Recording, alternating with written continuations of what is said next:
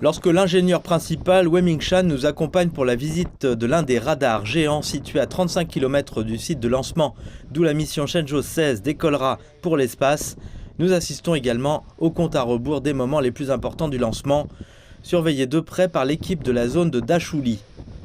Wei Mingshan n'en est pas à sa première expérience, il est ici à Dashuli depuis l'envol du vaisseau spatial Shenzhou 1 en 1999. Mais les premières minutes après le lancement le rendent toujours nerveux, malgré tous les succès et toutes les expériences des années qui ont suivi. Les étapes les plus importantes du lancement d'une fusée porteuse ou d'un satellite consistent en phase de lancement et en phase de retour. Ces deux phases sont internationalement reconnues comme les plus dangereuses.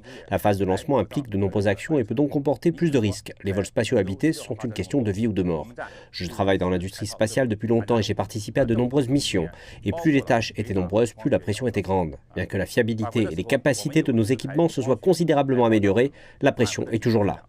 Selon Wei Mingshan, cette zone de mesure et de contrôle consacre à elle seule 10 équipements pour le lancement de la mission Shenzhou 16, allant des radars aux équipements optiques et de télémétrie qui suivront le lancement de manière complète. Cette fois-ci, nous visons la précision, l'exactitude, l'agilité, la stabilité. Nous aurons une organisation méticuleuse, des indicateurs précis, un travail détaillé et de la stabilité. Le personnel et les équipements sont à leur meilleur niveau de performance et travailleront pour assurer la réussite de la tâche.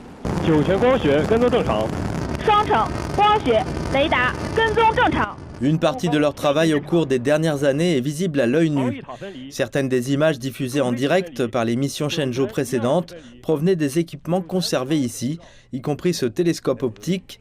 L'ingénieur principal nous fait visiter les lieux. C'est sur ce télescope que nous nous sommes appuyés pour l'optique lorsque nous avons travaillé sur le lancement de Shenzhou 1. Après plus de 20 ans, nous avons maintenant établi une capacité complète de mesure et de contrôle. Ce changement est comparable au passage de l'ère des signaux 1G à l'ère des signaux 5G pour les téléphones portables ou encore au passage de l'envoi de texte à la diffusion d'images en direct. L'évolution de notre capacité de mesure et de contrôle au fil des ans a été tout aussi importante.